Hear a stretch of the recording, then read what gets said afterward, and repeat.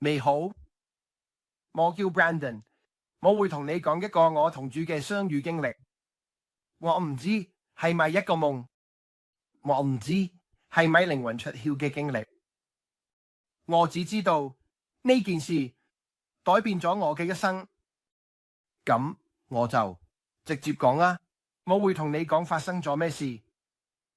嗰晚係一個普通嘅夜晚，係2014年7月6號。嗰晚就係一個普通嘅夜晚，我去瞓覺，就好似我講過咁，發生嘅一切，我將會同你講嘅嘢，真係令人震驚。但係我只係想你俾我少少時間，呢個將會呢度呢個我將要同你講嘅嘢，如果你接受並且沉思我想同你講嘅將要發生嘅事，會永遠改變你嘅人生。我哋而家所知嘅地球，我哋每日見到嘅一切，將會改變。我同你講，從最大嘅嘢到最細嘅嘢，所以呢個就係發生嘅事。我瞓覺，突然之間，我好似被抽離咗我嘅身體，因為喺夢入面，你唔會聞到味道，唔會嘗到味道，唔會感受到熱，唔會感受到我所感受到嘅嘢。突然之間，我企喺法院度，我望向右邊，耶穌就企喺嗰度。佢企喺嗰度，但係佢只係望住我，佢就企喺呢度，就係我隔離。我四周望下，有人喺度暴動，有人燒緊車，有人破壞嘢、掟嘢，佢哋就係咁瘋狂。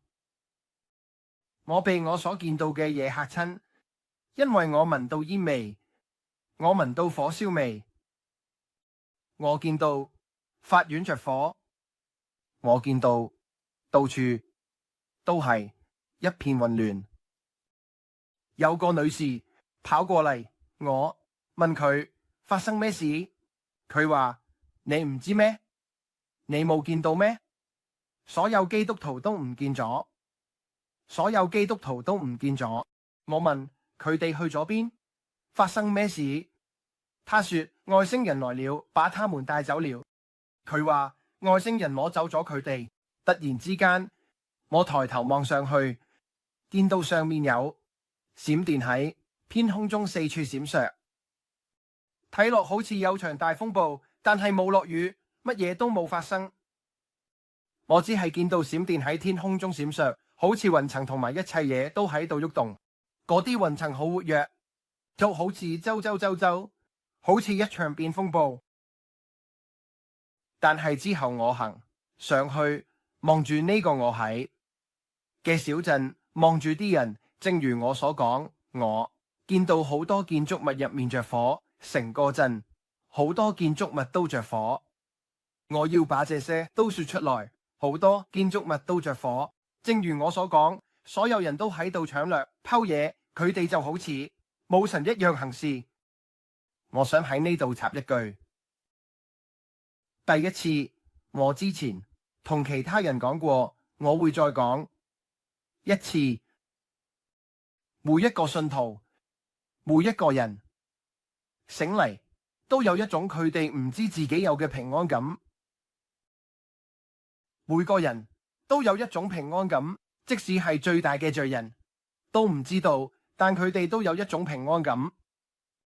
我會稱呢個為教會嘅祈禱覆蓋。我相信有一個覆蓋係來自教會，係祈禱嘅人，佢哋用祈禱覆蓋住成個世界，係咪？呢個帶嚟一種平安嘅氛圍，帶嚟一種你唔知道存在嘅安慰氛圍，係咪？當教會被提發生嘅時候，呢個祈禱覆蓋第一次被移除，然後就會出現完全嘅無政府狀態，因為人哋感受到嗰種平安嘅空虛，佢哋就會驚慌失措。所以，呢個就係我感受到嘅。我喺地球嘅氛圍中感受到好強烈，真係有啲詭異，感覺好驚。第一次冇咗嗰種你醒嚟時嘅平安，就好似我之前講過，人哋唔會意識到。所以，突然之間，我被帶到另一個場景，我同耶穌一齊瞬間就去到嗰度。突然之間，我見到一個男人，佢着住一套灰色西裝，打住一條靚領帶，着住白色襯衫，但佢嘅西裝係非常昂貴嘅。佢正從一架好似某種豪華轎車，好似總統座駕撳落車，睇落好似係有人接佢，但其實係被送去柏林。當我同耶穌企喺度嘅時候，我哋喺柏林。喺柏林呢個城市入面，有一個巨大嘅會議室，入面有來自世界各國嘅人喺度傾偈同聚集。你可以見到佢哋全部係一張大圓形嘅桌子，佢坐喺桌子嘅主位。我同你講，我相信呢個男人。嗰陣時我唔可以，我睇唔到佢嘅面孔，主唔俾我睇到佢嘅面孔，好似你知啦，好似被抹去咗咁。但我可以見到佢嘅身形，我可以見到佢嘅舉止，佢表現得非常自信，而且我見到所有圍住桌子嘅領袖都聽緊佢講，因為佢有個計劃，而且係第一次。我想講咩係第一次？我唔知係咪，因為我唔知教會被提之後到佢出現嘅時間有幾長，直到佢出現並開始領導大家，可能係幾個鐘頭之內。但係突然之間，大家都聽緊佢講，因為點解？點解大家都聽緊呢個人講？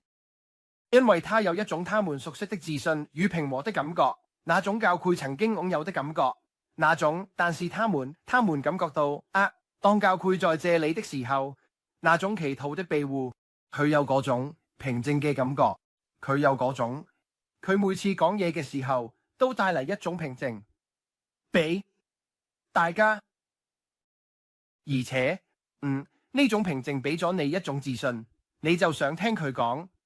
佢哋嘅眼睛都定定咁望住佢，佢哋，大家都聽緊佢講。佢提出咗一個計劃，要引入一個世界統一嘅貨幣，一個晶片。佢有晒所有嘅注意，而且佢同大家講緊佢嘅計劃。咁佢哋投降咗，大家喺嗰次會議入面就將世界權力交俾佢，好嗎？佢喺度，佢說服咗大家，真係好瘋狂。但係我講緊每一個世界領袖都將佢哋嘅權力交俾呢個人，所以突然之間我又被帶去法院。佢哋係我記得有個命令，你可以因為我記得四周圍有電視，我可以見到電視，仲有啲人係我可以聽到鎮上發生緊嘅事，啲人點樣行為。佢命令大家將所有聖經帶去最近嘅公共地方，例如警察局或者公共廣場、法院，所有人都帶住啲聖經，因為你唔可以擁有聖經。佢哋想所有聖經帶去一個公共地方。佢哋同啲人講，如果你想查閱啲聖經，想遲啲再睇，係可以嘅，你可以帶嚟。就好似話，你只要帶嚟呢度，我哋會俾你睇你嘅聖經。但如果你真係睇你嘅聖經，你會被更加標記。佢哋會寫低你嘅名，佢哋知道你有反叛嘅心，明白嗎？基本上係咁，人哋會睇佢哋嘅聖經，但正如我所講，佢哋會被標記。但之後佢哋就攞啲聖經去燒咗。我見到大量巨大嘅聖經堆喺度燒，呢啲聖經燃燒產生咗巨大嘅煙囪，煙霧彌漫喺所有城鎮。呢唔係淨係一個城鎮，係全世界各地嘅人都係燒聖經。所以正如我所講，嗰時候連擁有一本都係犯法嘅。然後我見到佢將嗰啲城市、州同埋美國嘅旗幟拆落嚟，然後掛上佢自己嘅旗幟。佢將佢嘅旗幟掛喺每一個法院、所有主要嘅公共建築物上面。嗰啲我哋本來會見到美國旗幟嘅地方，或者你喺邊度，你嘅國家旗幟、法國旗、德國旗或者英國旗，全部都係。佢哋將嗰啲旗幟拆落嚟，然後掛上佢嘅旗幟。而家我會俾你睇下嗰面旗幟係點樣嘅。我記得呢啲所有嘢，清楚記得返到2014年，當主俾我睇到呢啲嘢，嗰面旗幟係點樣嘅。嗰面旗幟係兩把劍，配有一個睇起嚟配有棕櫚樹枝喺上面，佢哋係金色嘅。中間有個地球，仲有黑色、白色同綠色。佢代表咗ISIS 基地組織，仲有哈馬斯，好咩？所有呢啲恐怖組織都係推動佢哋所謂嘅。而家我會話俾你聽，大家叫佢嘅名馬克迪。我希望我唔會讀錯，但係呢就係佢哋叫佢嘅名，而大家都叫呢個人做馬克迪。佢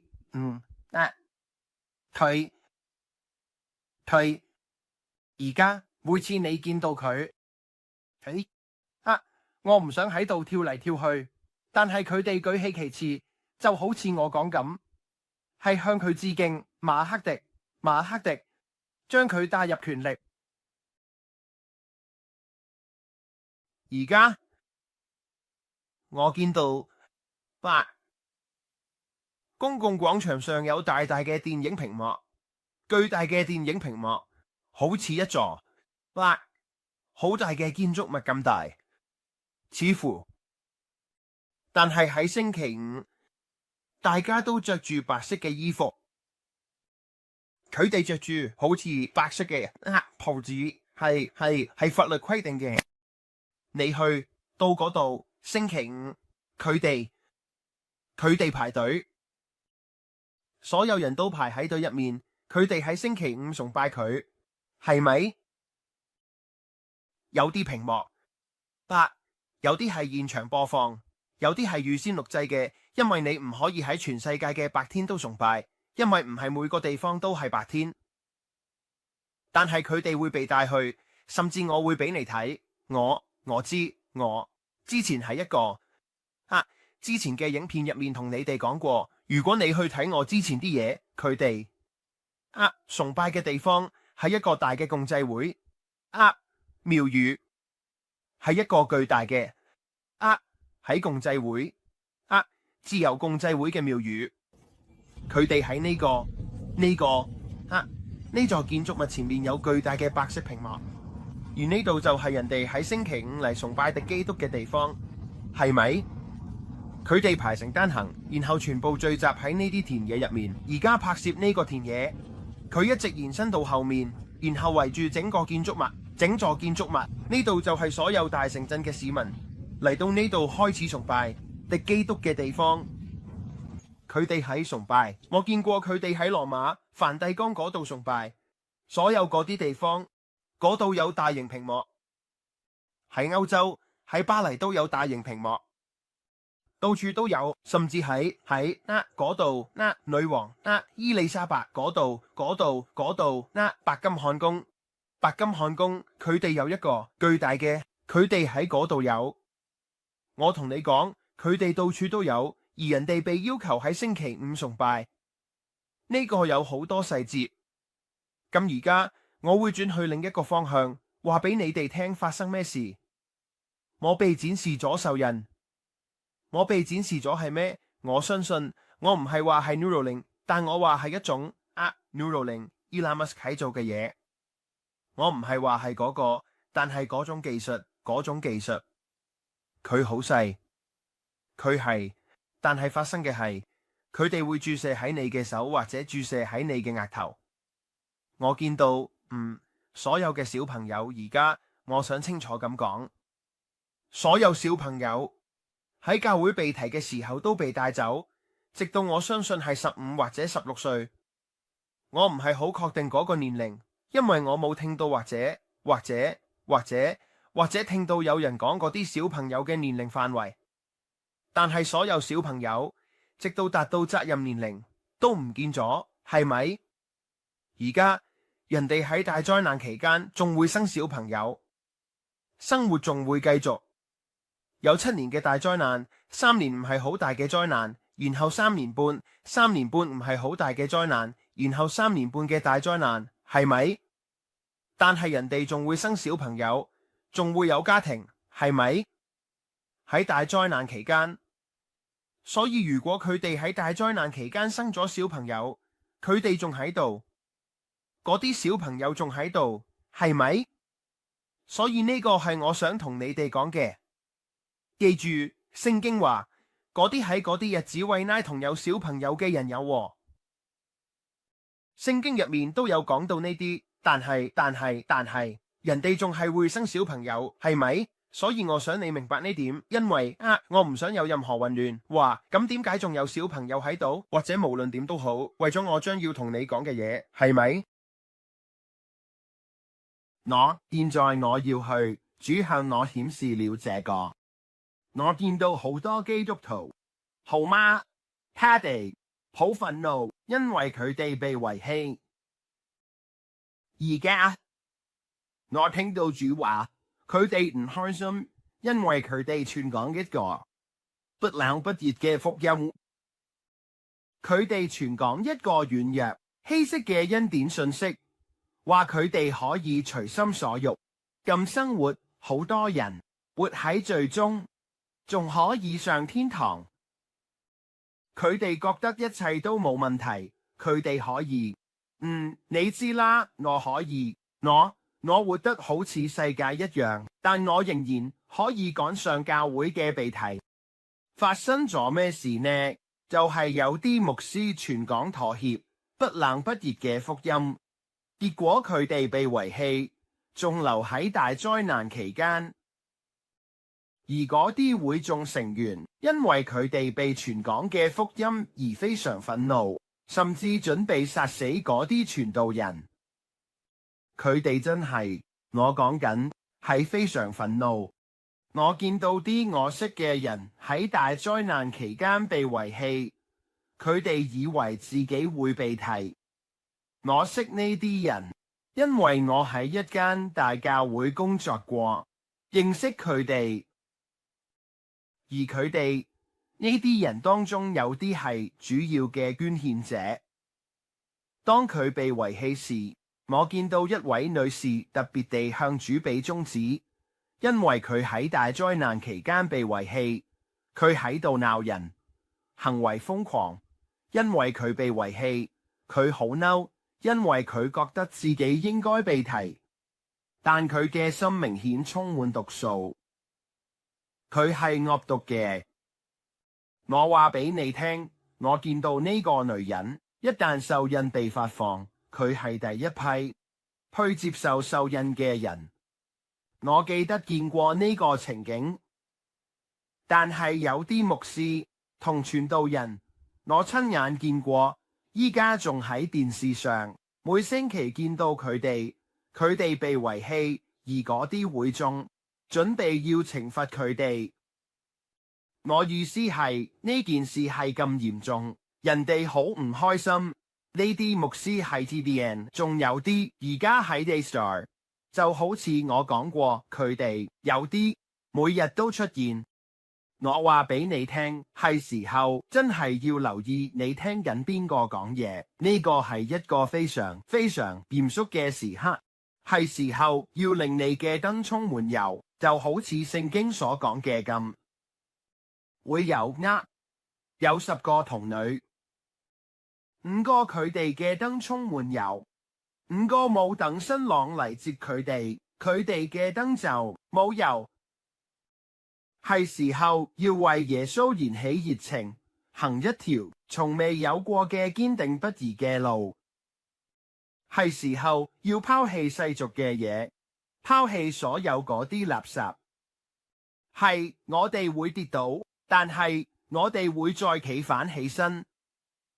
係因為恩典我哋透過信心得救，但係我話俾你聽，如果你行喺妥協中，知道自己犯咗罪，仲故意咁做，你最好盡快將佢哋從你嘅生活中清除。你需要去悔改，跪喺主嘅憐憫座前，話天父，幫我處理呢件事。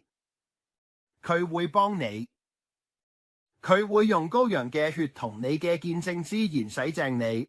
你係自由嘅，但係我話俾你聽，呢個唔係玩遊戲。行喺妥協中同活喺世界嘅時候，係我哋會搞錯，事情會發生，我哋唔會故意咁做。如果你講咗唔好嘅說話或者其他，你明我講乜嘢？如果你唔係出去話，我就係要出去玩，我要播種，我要玩得開心。耶穌喺我心入面，我就係要照我自己嘅方式去生活，我會成功。你唔會嘅。你會被遺棄。我見過有人會話冇經文支持呢個，得救一次就永遠得救。我唔信呢個。根據我見到嘅，唔係得救一次就永遠得救。有一小部分人，仲有好多被遺棄嘅人，佢哋好嬲，因為佢哋以為可以隨心所欲咁生活，仲可以享有祝福之杯，參加教會嘅被提。但係事情唔係咁發生嘅。所以我見到呢個就係發生嘅事。我見到嗰啲基督徒嘗試創造領袖，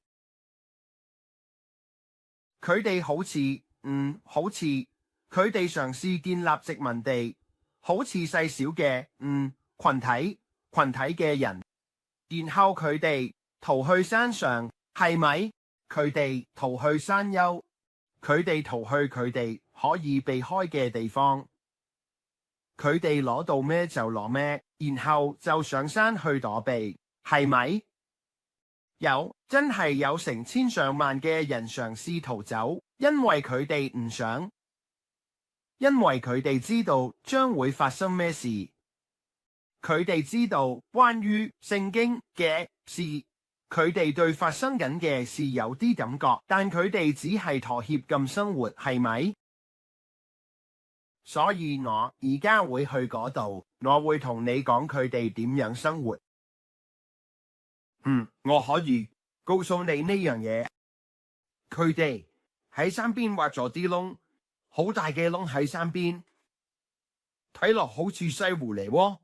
咁佢哋好似大熊洞咁，或者咩嘢？佢哋係想喺冬天保持溫暖。喺災難期間出世嘅小朋友受咗好多苦，因為飢餓，因為寒冷，因為病痛，因為疾病。冇維他命可以保持你嘅 D3水平，呢個真係地獄。喺地球上，佢哋真係冇辦法保護佢哋嘅小朋友安全同溫暖。因為呢個原因，我見到世界各地嘅政府開始用無人機到處巡查，揾出任何冇受獸印嘅人，你額頭或者手上嘅晶片會同無人機溝通。由無人機你可以聽到無人機嘅聲音，真係好似一群蜜蜂咁。你知唔知聖經入面都有講過，好似蝗蟲從坑裏面出嚟，記唔記得？我相信約翰喺拔摩島上見到嘅，我相信可能就係呢啲無人機。呢個係我嘅睇法。真係有好多，天空到處都係嗡嗡聲，成千上萬嘅無人機。佢哋都係一個特定嘅高度，唔係好高嘅高度。佢哋都係一個特定嘅高度，喺上面嗡嗡聲，喺一日嘅某啲時段，到處飛，搵緊冇受獸印記嘅人。所以佢哋喺掃描，佢哋成群結隊嚟掃描四周，搵人。你可以聽到佢哋嚟緊，所以呢個好有趣。佢哋能夠感應到火。如果基督徒遇到大火，而他們躲在那些山裏，他們就會派人去那些山上巡邏。但係基督徒好聰明，佢哋可以落到嗰啲洞入面，保持佢哋嘅熱量。紅外線睇唔到。如果佢哋生細火，佢哋睇唔到煙，明白嗎？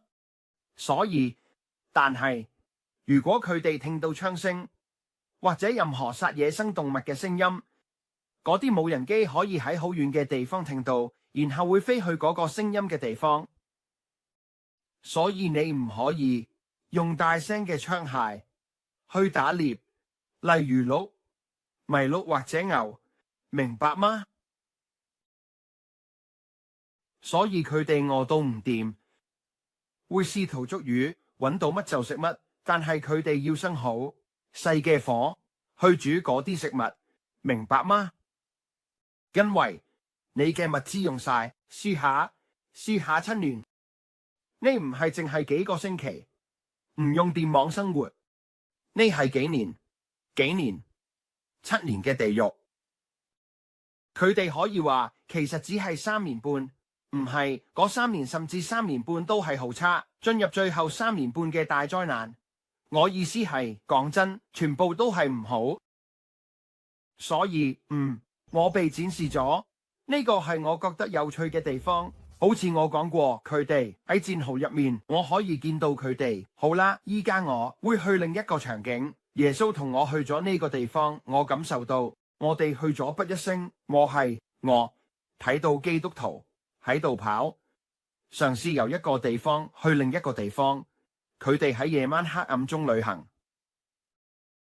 仲有啲農場，農夫仲試緊種植作物，仲試緊種啲你知啦，玉米或者佢哋有嘅嘢。而基督徒會喺夜晚嘗試去田裏偷嗰啲作物，但係農夫會有隻狗或者其他保安系統，佢會知道佢哋係被襲擊、打劫。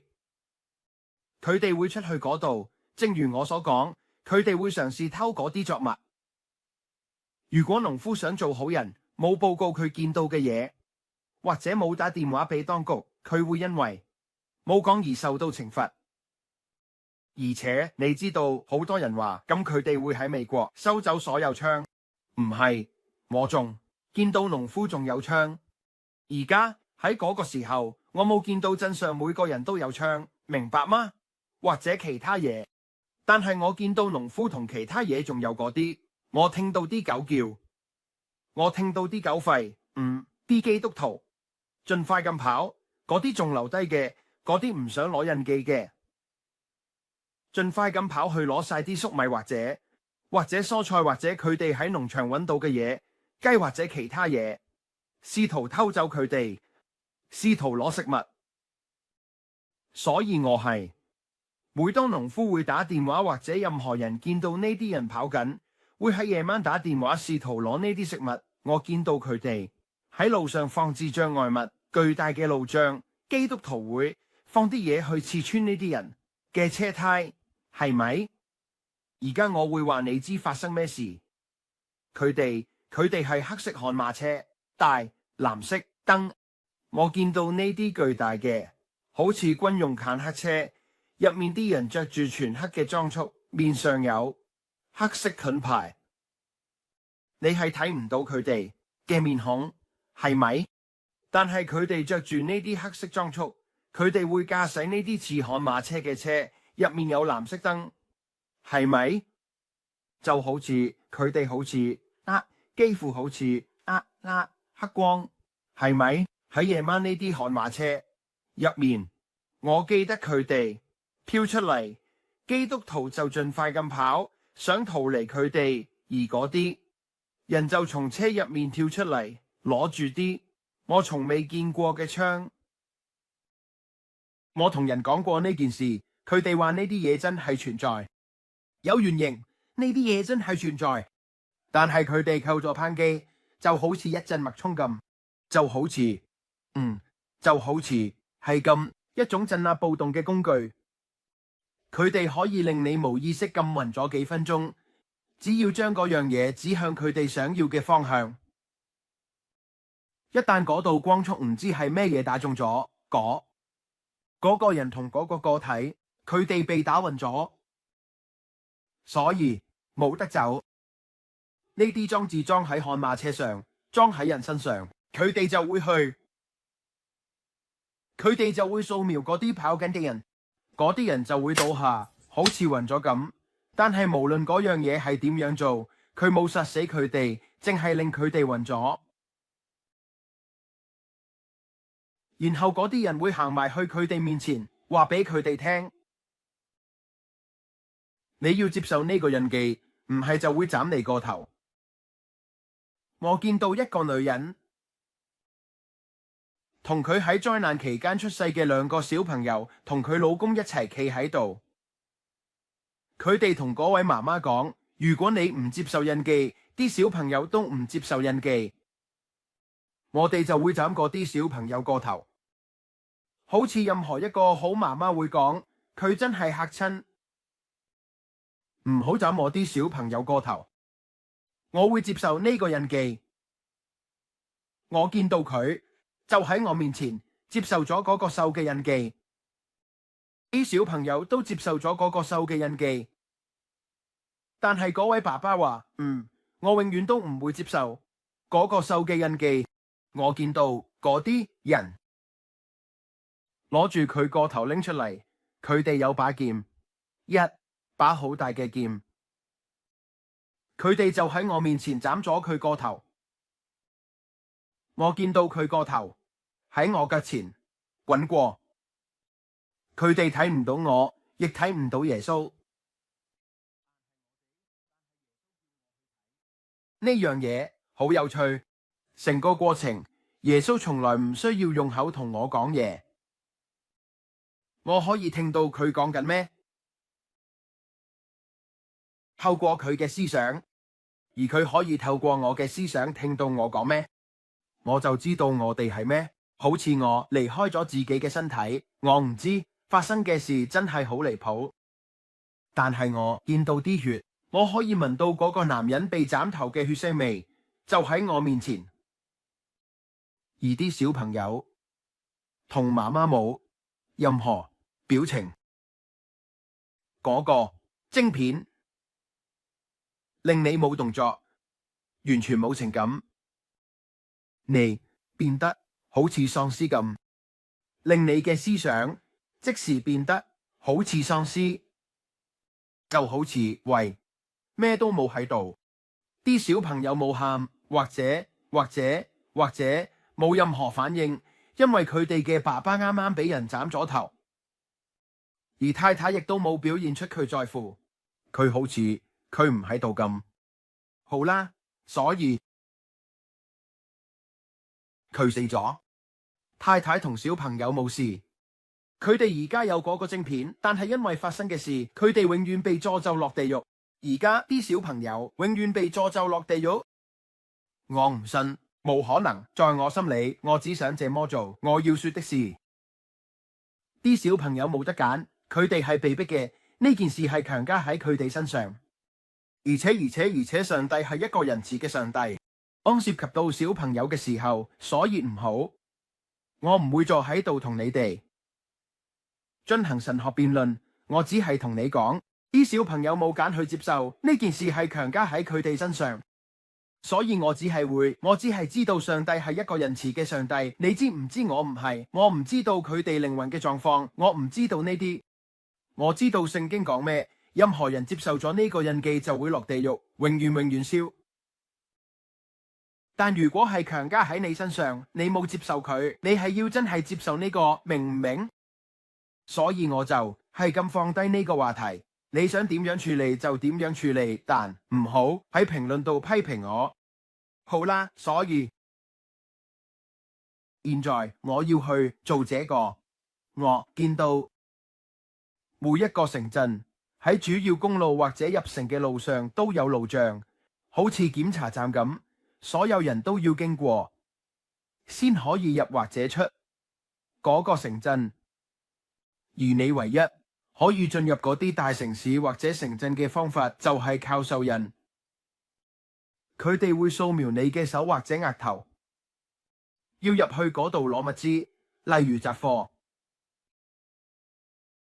醫療、睇醫生，無論你要做乜，你都要經過嗰啲主要檢查站、軍隊檢查站，嗰啲着住黑色制服嘅人，佢哋會掃描你。我見到有人行路想入去嗰度，咁呢個係另一樣嘢。我想講呢樣嘢。我見到基督徒試圖假裝我喺某啲人身上，我要講呢樣嘢。某啲人嘅手或者額頭上有個瘡，好似嚴重感染咁，睇落好似佢哋額頭上或者手上有個膿瘡，佢哋有個瘀傷，睇落好似感染，上面有膿，睇落非常非常痛苦。我見到 B 女人，我見到一個女人，佢企喺隊伍入面，喺手上化咗妝，試圖模仿獸印瘡。佢係咁絕望想入嗰個城鎮，為咗食物或者醫療用品或者佢需要嘅嘢，係咪？所以佢只係試圖假裝，當佢哋見到佢係假裝嘅，當佢哋上去掃描佢嘅手，係咪冇任何憐憫？佢哋就喺嗰度斬咗佢個頭，佢哋就喺嗰度殺咗佢，就係咁樣，佢哋就咁斬咗佢個頭，然後滾落街，冇人理。我之前講過，排隊嘅其他人就好似喪屍咁，好似哇你唔喺度，佢哋全部都企喺隊入面，我見過晒。佢哋會經過嗰度做呢啲檢查點，佢哋會去買餸或者其他嘢，從城市出嚟，入去又出嚟，就好似我講過，無人機一直喺度飛，無人機一直喺度掃描人，無人機一直喺度通知當局。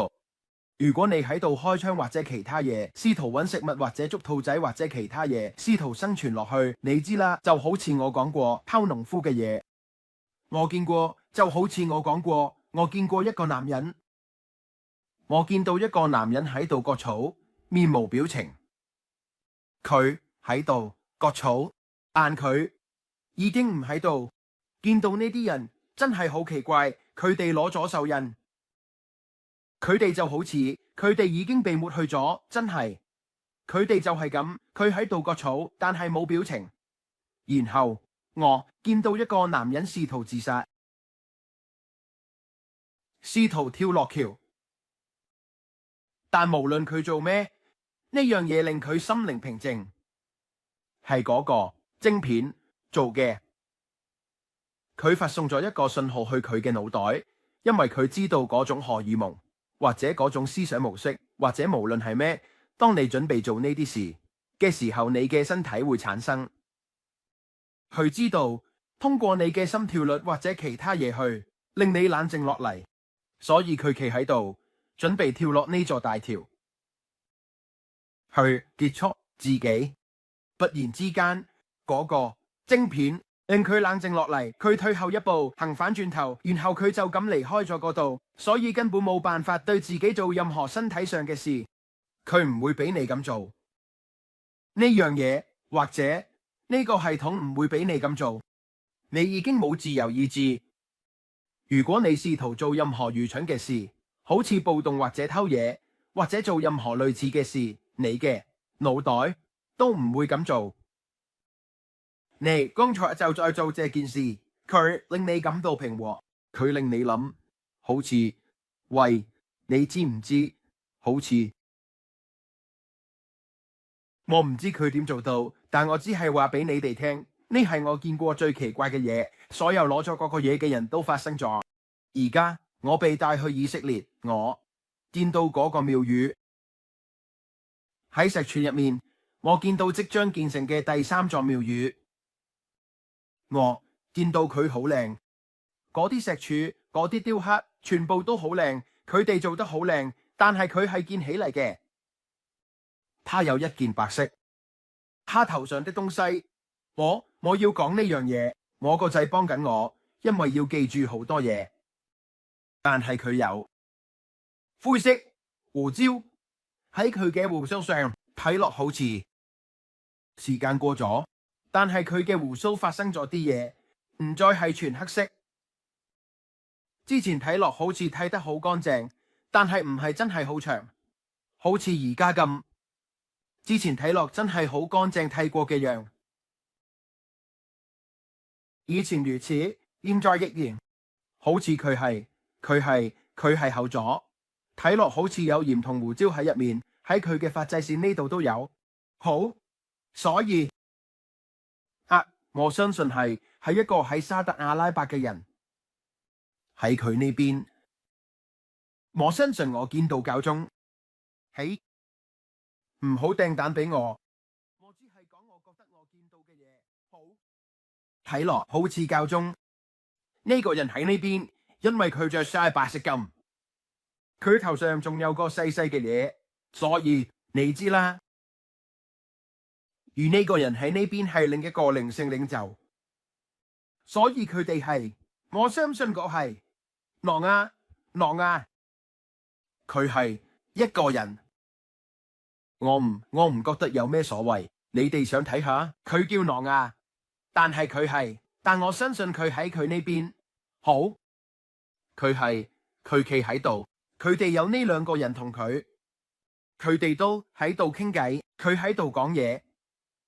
當佢開始宣稱佢係主嘅時候，我見到閃電喺佢頭頂上面劈落嚟。呢個係我見到嘅最後一件事之一。喺主帶我去到天堂同地球邊緣之前，好嗎？但我見到呢啲嘢發生，閃電同埋我見到啲人，然後佢宣稱佢係神。突然之間，耶穌同我一齊起飛，我哋上咗天堂。佢俾我睇到一個喺我面前嘅世界，一個巨大嘅世界，從眼睛所能見到嘅地方。佢話呢個係即將發生嘅復興。他開始，我見到佢眼中有淚水。佢冇喊，但佢眼中充滿淚水。佢望住中國，佢指住中國，佢話 Brandon， 你見唔見到嗰啲細細嘅燈光？因為有燈光。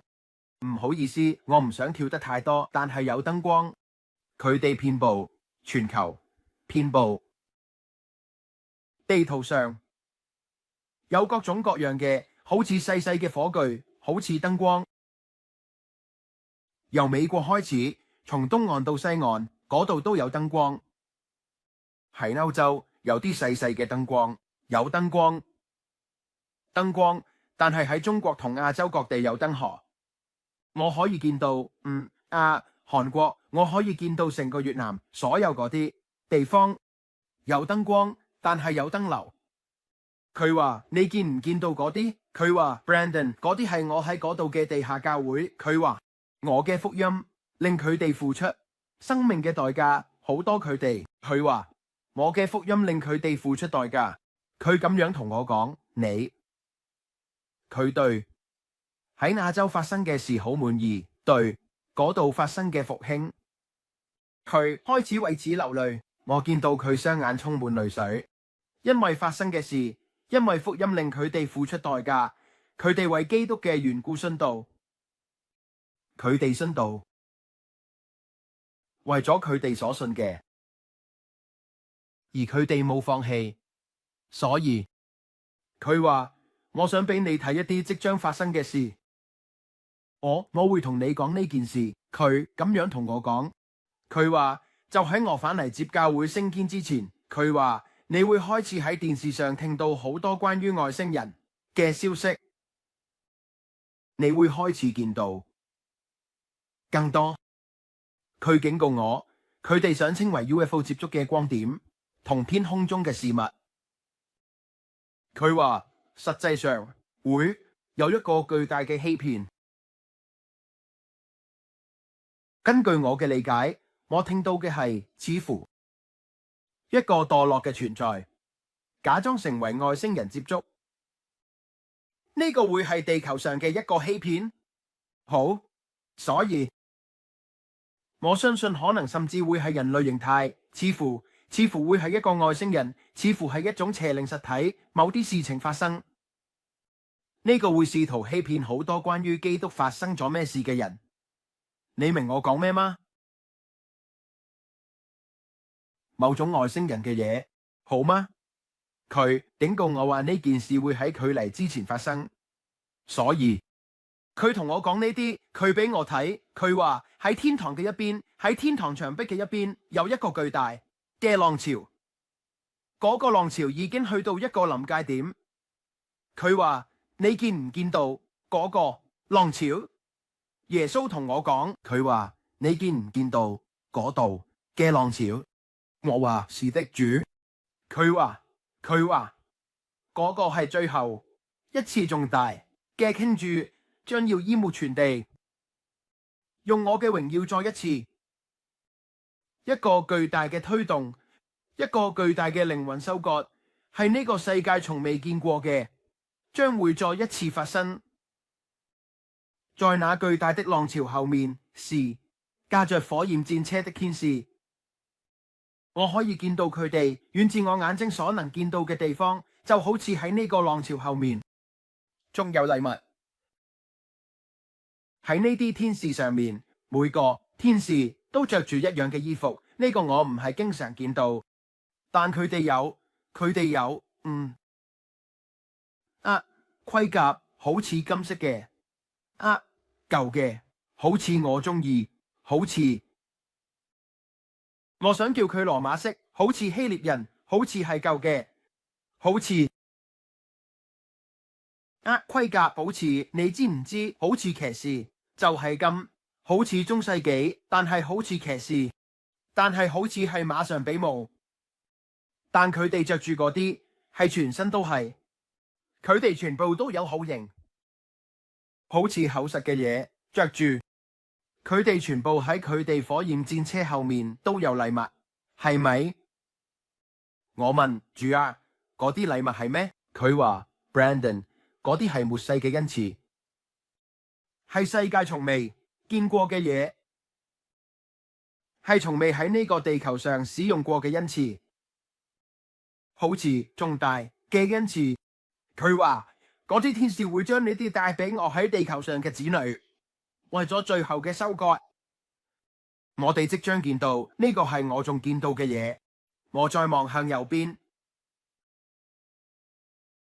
我見到滿滿嘅身體部件嘅統倉，腿和手臂、眼睛、頭髮，或者你需要嘅任何身體部件，腎臟、心臟喺嗰啲統倉入面都係滿滿嘅。呢啲統倉就好似係裝滿身體部件嘅建築物，係咪？佢同我講嗰啲係嚟緊嘅，為咗創造性嘅奇蹟，為咗醫治，為咗靈魂嘅收割，為咗神將會做最後一個偉大嘅行動。呢個將會係創造性奇蹟嘅驚人時刻，各種各樣嘅嘢，更偉大嘅工作，在他來之前，我們會看見這一點。我見到呢啲房間入面滿滿嘅身體部件。仲見到天使攞住大籃子，入面裝滿財富，倒喺教會上，倒喺佢嘅子民上。呢個係為咗末世嘅財富收割，供應一個偉大嘅財富轉移即將發生，俾嗰啲聽佢話去做嘢嘅人。而家如果你唔聽，呢啲唔會發生喺每個人身上，但如果你聽主嘅聲音，佢會話你知要投資啲乜，神會祝福你嘅手，幫助支持呢啲末世嘅國度。我見到巨大嘅財富同埋大天使，貧窮甚至我自己，呢個係一件有趣嘅事。唔係每個人都係為咗車而相信，有啲人係為咗單車而相信。我見到單車，我見到啲喺靈界嘅嘢，這將會成為自然現象。而家呢啲係點樣發生嘅？佢會嚟，佢會發生。無論你相信乜嘢，都係喺超自然界出現先，然後先嚟到現實。所以你要相信佢，你嘅信心係呼喚嗰啲未存在嘅事物，好似佢哋已經存在咁。呢個就係你要呼喚嗰啲未存在嘅事物，好似佢哋已經存在咁。對你嘅身體講，對你嘅生活講，並呼喚你嘅環境去改變。所以你知唔知呢個係另一個講道？但係我會同你講，呢個係我喺最後見到嘅嘢。然後我醒返喺我嘅身體入面，但係我會同你講，我見到一個重大嘅靈魂收割即將發生。我見到嗰啲燈光，每一個都代表住喺呢次復興中得救嘅靈魂，喺地球上嘅一盞燈。我哋即將見到呢個偉大嘅事情即將發生。我希望你哋開始相信，我哋就喺嗰度，我哋見到呢啲事情發生，我哋見到 Neuralink 開始出現。喺2014年，呢啲嘢根本唔存在，呢啲嘢都冇發生過。我見到喺2014年，佢哋甚至冇喺電視上講外星人，佢哋甚至冇好多呢啲嘢發生。喺2014年根本冇無人機真係喺度飛。你喺2014年見到咩類型嘅無人機？我一個都冇見到。可能軍方有用，但唔係咁。你喺足球比賽、超級碗同大型活動見到佢哋。7月4日嘅活動，佢哋用緊無人機喺天空做表演。呢啲嘢喺2014年冇發生過，嗰時係10年前。睇下每日發生緊嘅事情，睇下發生緊咩？佢哋講緊要製造紅母牛，佢哋想要獻祭紅母牛，同埋建造聖殿，第3座聖殿，佢哋想建造嗰座聖殿。我見過，主向我顯示過，我同佢喺一齊。我見到基督喺上邊，我哋見到事情發生得好快。我今日想問你嘅問題係：你認識主耶穌基督作為你嘅主同個人救主嗎？你有冇讓佢成為你嘅主？你有冇讓佢成為你嘅父？佢識唔識你？你嘅名字有冇寫喺羔羊生命冊上？如果你今日死，依家冇人知道佢哋喺呢個地球上嘅時間幾時會完結。你可能依家就返屋企，你可能5分鐘後返屋企。邊個知道？返屋企途中發生悲劇意外，邊個知道？但我會同你講呢樣嘢，你可以知道你會喺邊度度過永恆。你可以知道，如果你依家死，你唔會去到魔鬼嘅地獄。地獄唔係為你而設，係為魔鬼而設，係為佢嘅惡魔而設。但當我哋拒絕耶穌，我哋拒絕恩典，拒絕佢喺十字架上為我哋所做嘅，然後我哋轉離我哋嘅邪惡行為，跑向佢，話父啊，救我！我哋係被造去天堂同佢一齊度過永恆，我哋唔係被造去地獄。但如果你唔係，我有冇搞錯？如果你唔接受耶穌，你就會同魔鬼一齊去地獄，而嗰個係一個可怕嘅地方。你只需要接受耶穌基督做你嘅主同救主，去到父嘅唯一方法，去到天堂嘅唯一方法，就係透過耶穌。耶穌為你付出咗代價，令你唔需要去地獄。耶穌做咗。約翰福音3章16節，因為神咁愛世人，甚至賜下佢嘅獨生子，叫一切信佢嘅人唔至滅亡，反得永生。例如呢簡單。所以我哋而家就一齊祈禱。今日可能你從未接受過耶穌，而今日呢條影片可能會嚇到你，但唔係要你去地獄，唔係要你接受印記，唔係要你受苦。耶穌想你去，所以就同我一齊講呢個祈禱。耶穌想你同佢一齊去天堂，耶穌想你喺天堂同佢一齊。佢愛你，佢為你而死，佢喺第3日復活，而家佢坐喺父神嘅右邊，佢喺等緊你，佢喺等緊返嚟接你。好啦，我哋祈禱。父啊，我感謝你，同我一齊講呢個祈禱。父啊，我感謝你用你嘅血洗淨我，原諒我所有嘅罪，潔淨我。父啊，我感謝你將我嘅名字寫喺羔羊生命冊上。父啊，我將我嘅心交俾你，我敬拜你。我想做你嘅孩子，我想你做我嘅父親。主啊，原諒我嘅罪，我曾經係個罪人，我搞雜咗好多嘢，喺我心裏創造一個清潔嘅心，改變我，令我變得更好，令我更似你。父啊，我感謝你。主啊，我已經從罪、疾病同病痛中得自由，我唔需要落地獄，因為我求你拯救我、救贖我，並用你嘅聖靈充滿我。我感謝你今日為我所做嘅一切。我感謝你，主啊，我得救咗。我感謝你，主啊，我從魔鬼手中得釋放，而且我唔會再犯罪，我會遠離我嘅邪惡行為。父啊，如果我真係犯罪，我會跑向你，我唔會逃避你，我會跑向你。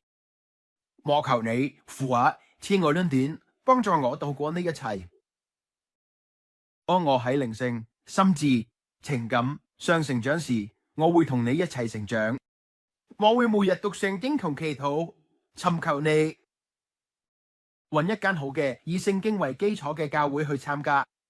佢哋會教你聖言，而且，我哋會盡力而為。大家呢一切都係靠恩典，係耶穌去愛我哋。所以我只係想講呢句，多謝大家收睇。如果呢段影片祝福咗你，多謝你點讚呢段影片。如果冇，無論如何都點讚我。我只係想講呢句，唔係每個人都會同意，但係無論如何，願上帝祝福你。如果你可以訂閱，如果你想訂閱，如果你想按嗰個通知鐘，我諗你第一次，對唔住，嗰個係我嘅鐘，按嗰個通知鐘。然後去睇下面其他嘅影片，我有好多影片係講主向我顯示嘅事情，我相信將會發生。所以願上帝祝福你哋。呢個就係我結束影片嘅方式，面上掛住笑容，心中有首歌。耶穌好愛你，我哋都愛你，我哋下次再見。願上帝祝福你哋，祝你有個美好嘅日子。拜拜。